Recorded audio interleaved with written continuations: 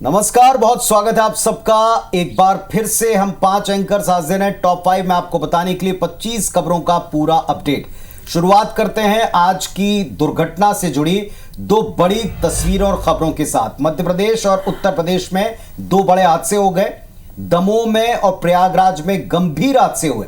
पहली तस्वीर दमोह की देखें, जहां एक ट्रक ने ऑटो को बुरी तरह से ट्रैश किया, कुचल दिया। हादसे में 7 लोगों की मौत हो गई है, 3 लोग जख्मी हैं, इलाज जारी है। कटनी हाईवे पर गांव के साथ हुआ है। दूसरी तस्वीर आप देख रहे हैं उत्तर प्रदेश के प्रयागराज की। एक अनियंत्रित ट्रक 5 छात्राओं को रौंद गया। 1 छात्रा की मौत हो गई, 4 बेहद गंभीर रूप से घायल हैं।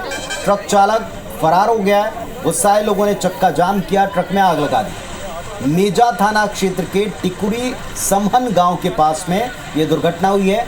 इन 2 दुर्घटनाओं से लोगों का आक्रोश भी चरम पर दिखा। दमोह में 7 की मौत हो गई, उधर उत्तर प्रदेश के प्रयागराज में 1 छात्रा की मौत हुई।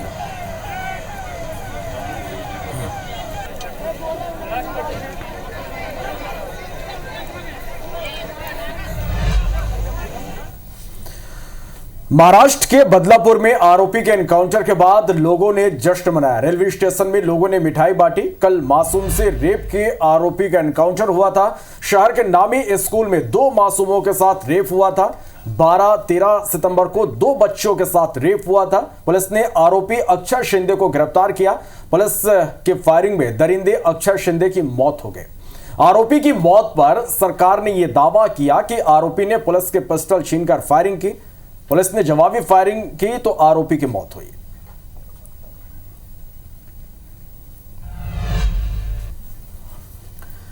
और मध्य प्रदेश एक बार फिर से रेप की वारदातों से शर्मसार हुआ है। हरदा और मुरैना में मासूमों से दुष्कर्म के 2 मामले सामने आए।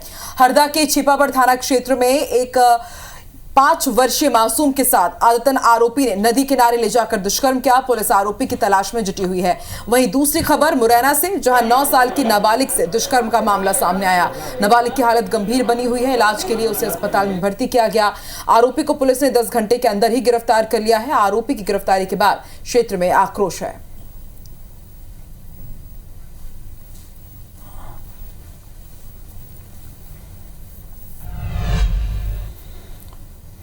इधर राजधानी भोपाल से खबर है। पूर्व मंत्री उषा ठाकुर का बयान सामने आया है। बच्चों के साथ दुष्कर्म की बढ़ती घटनाओं पर उन्होंने कहा है कि दुष्कर्मियों को चौराहे पर सजा देनी चाहिए। दुष्कर्मियों को फांसी पर लटकाया जाना चाहिए। ऐसे आरोपियों का अंतिम संस्कार भी ना हो। कानून का खौफ ही दुष्कर्मियों को ठीक कर सकता है।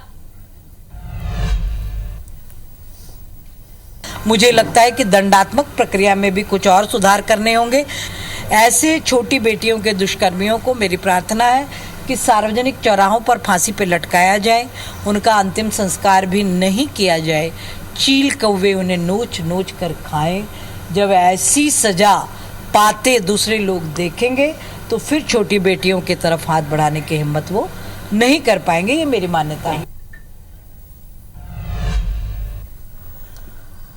खबर छतरपुर से, पंडित धीरेन्द्र शास्त्री का बयान सामने आया है। एनसीईआरटी की किताब में चिट्ठी वाले अध्याय पर उन्होंने कहा है कि बच्चों के मन में इस तरह के गंदे विचार भरे जा रहे हैं। किताब वापस ले सरकार। अध्याय में रीना ने अहमद को ही चिट्ठी क्यों लिखी? आकाश, अविनाश, आदर्श को भी रीना चिट्ठी लिख सकती थी। कक्षा 3 की पुस्तक में एक पाठ्यक्रम जोड़ा गया मेरी चिट्ठी के नाम से। चिट्ठी का पाठ्यक्रम बच्चों को सिखाने के लिए अगर जोड़ना ही था तो अहमद की जगह अमर भी तो हो सकता था, आकाश भी तो हो सकता था, अविनाश भी तो हो सकता था। तुम हिंदुओं की बेटियों को इन अहमदों के चक्कर में पड़वाना चाहते हो। तिरुपति मंदिर के प्रसाद विवाद मामले पर घमासान लगातार जारी है। कथावाचक पंडित प्रदीप मिश्रा और पंडित धीरेन्द्र शास्त्री ने भी इस पर अपनी प्रतिक्रिया दी है। पंडित प्रदीप मिश्रा ने इसे साजिश बताया, कहा कि कुछ चाल के तहत यह कृत्य किया गया। वहीं धीरेन्द्र कृष्ण शास्त्री ने कहा, कल तुम्हारे घर में भी मछली का तेल पहुंचेगा। धर्म भ्रष्ट करने वालों को करारा जवाब दे।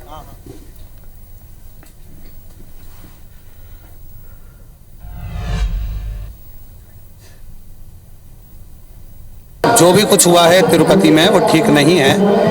भगवान श्री वेंकटलाल के प्रसाद में मछली का तेल मिलाना या चर्बी मिलाना ये उत्तम नहीं है। इसमें कहीं ना कहीं किसी न किसी तरह से हमारे सनातन धर्म पर घात पहुंचाने का प्रयास किया गया है और कुछ चाल के तहत ही ये कार्य किया गया। आज तिरुपति बालाजी के प्रसाद में तुम्हें मछली का तेल खिलाया, कल तुम्हारे घर में तुमको खिलाया जाएगा और तुम पार माथा नहीं कर लोगे और धीरे धीरे पूरा धर्म भ्रष्ट हो जाएगा। अब तुमको घर से बाहर निकलना ही पड़ेगा, क्योंकि करो या मरो की बारी है, भारत पर संकट भारी है। तो इस मामले पर प्रतिक्रियाएं लगातार आ रही हैं। आंध्र प्रदेश के उप मुख्यमंत्री पवन कल्याण ने तिरुमाला के लड्डू प्रसादम में कथित मिलावट को लेकर अपने 11 दिवसीय प्रायश्चित दीक्षा की शुरुआत कर ली। उन्होंने कनक दुर्गा मंदिर में शुद्धिकरण अनुष्ठान किया। अपने अनुष्ठान की शुरुआत उन्होंने मंदिर में साफ सफाई के साथ की। आज से अगले 10 दिनों तक पवन कल्याण व्रत में रहेंगे। तिरुपति लड्डू प्रसादम विवाद के बाद पवन कल्याण ने केंद्र सरकार से भारत के मंदिरों के मुद्दों को राष्ट्रीय स्तर पर देखने के लिए सनातन धर्म रक्षण बोर्ड के गठन की भी मांग की है।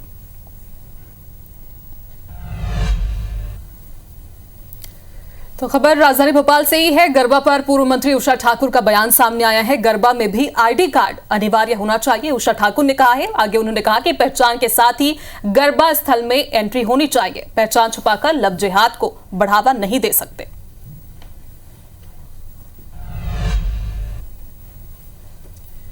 इधर भोपाल में मोहन कैबिनेट की बैठक में कई बड़े प्रस्ताव पास हो गए। मध्य प्रदेश में 25 अक्टूबर से एमएसपी पर सोयाबीन की खरीदी शुरू होगी और इसके लिए 25 सितंबर से अक्टूबर तक रजिस्ट्रेशन होगा। वहीं 230 विधायकों के लिए नए आवास बनेंगे। नीमच में 4 लेन के लिए 133 करोड़ रुपए मंजूर किए गए। डिप्टी सीएम राजेंद्र शुक्ल ने कैबिनेट के फैसलों की जानकारी दी।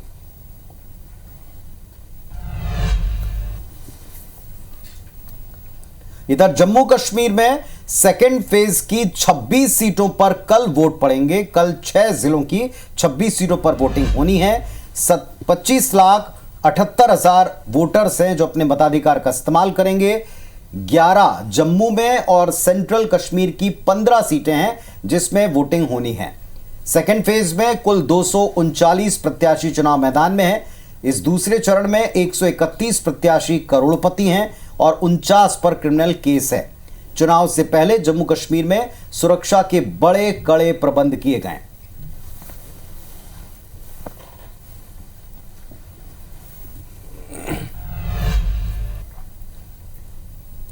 दिल्ली में केंद्रीय कृषि मंत्री शिवराज सिंह चौहान ने आज किसान संघों के साथ बैठक की। अब से वो हर मंगलवार को किसान संघों के साथ बैठक करेंगे और इस बैठक में किसान संघों ने अपनी मांग से शिवराज सिंह चौहान को अवगत कराया।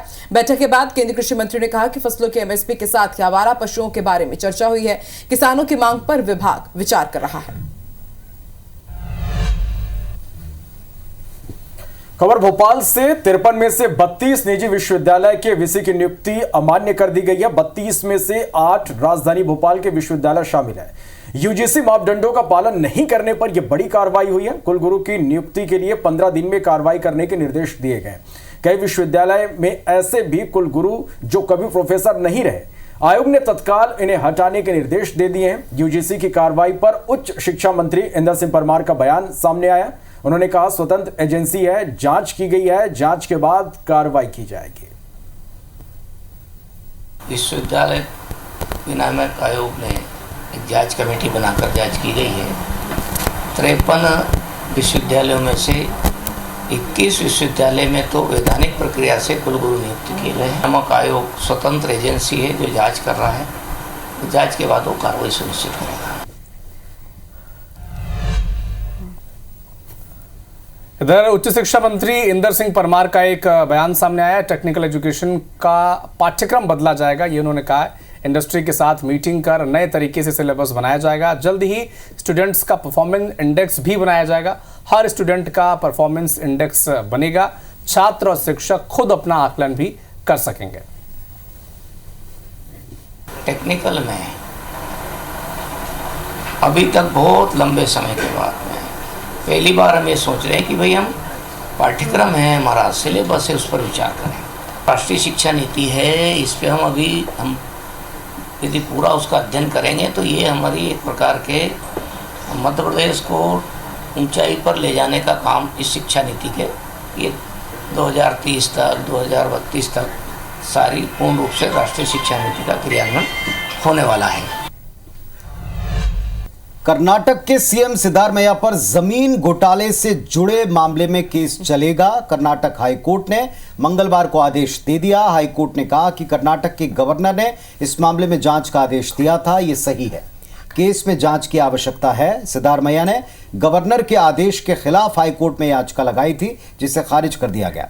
कर्नाटक के राज्यपाल थावरचंद गहलोत ने 17 अगस्त को मुख्यमंत्री के खिलाफ जमीन से जुड़े भ्रष्टाचार केस चलाने की अनुमति आधिकारिक तौर पर दी। सिद्धारमैया पर मैसूरू शहरी विकास प्राधिकरण की जमीन के मुआवजे के लिए फर्जी दस्तावेज लगाने के आरोप लगे और इसकी अब जांच होगी।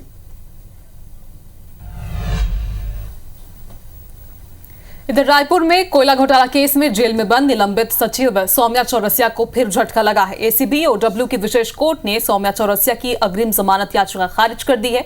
सौम्या ने आय से अधिक मामले में याचिका लगाई थी, जिसे कोर्ट ने खारिज कर दिया।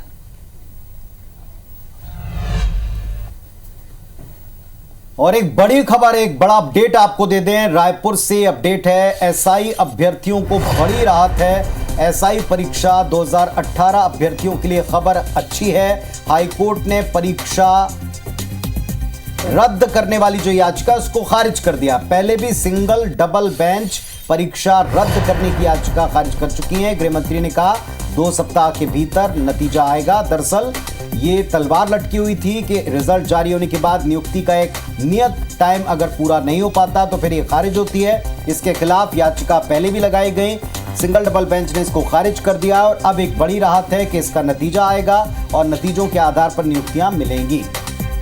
प्रदेश के गृह मंत्री ये राहत वाली बात पहले भी कह चुके हैं कि 15 दिन के भीतर आपका रिजल्ट जारी होगा और अब अभ्यर्थियों के लिए कोर्ट से भी अच्छी खबर है।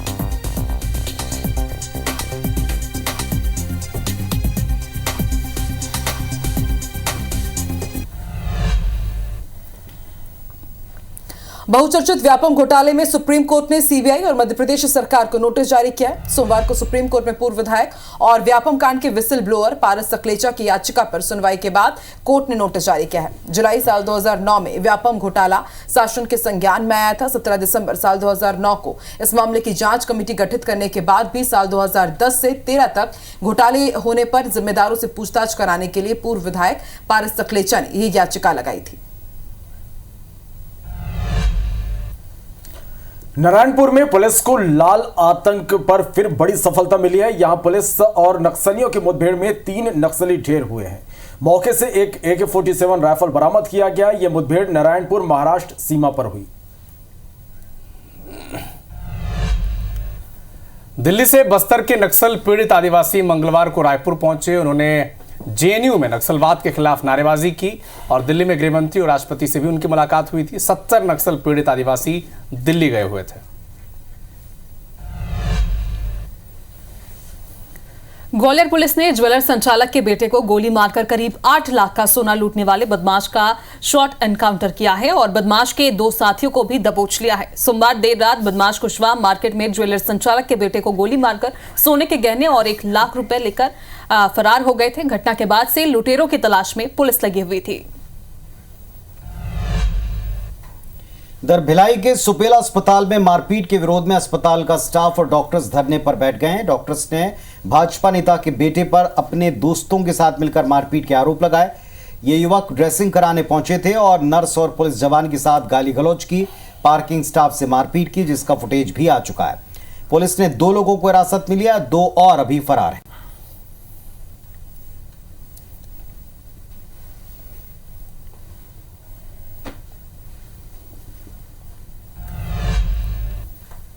तो इंदौर से बड़ी खबर है, एबीवीपी का प्रदर्शन यहां पर जारी है। होलकर कॉलेज में एबीवीपी ने प्रदर्शन कर रहा है बीजेपी के सदस्यता अभियान के खिलाफ। यहाँ प्रदर्शन किया गया। कॉलेज में छात्रों से जबरन सदस्यता का फॉर्म भरवाने का आरोप लगा है।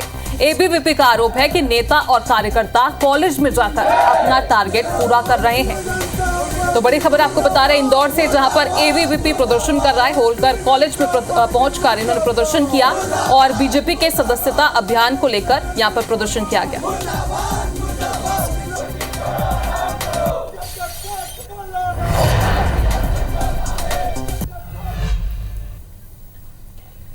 और ग्वालियर से इस वक्त की एक बड़ी खबर आपको दे दें। नगर परिषद के सम्मेलन में जमकर हंगामा हो गया। पार्षद अध्यक्षों के बीच हंगामा हुआ। नगर परिषद पुलिस बल को आना पड़ा। नगर परिषद के सम्मेलन में 5 प्रस्ताव रखे गए, एक भी प्रस्ताव पर कोई सहमति नहीं बन पाई। अगले सम्मेलन के लिए सबके सब सुरक्षित छोड़ दिए गए। हंगामे के हालात बने ग्वालियर में। तस्वीरें आपके सामने। पार्षद और अध्यक्ष आपस में भिड़ते नजर आए।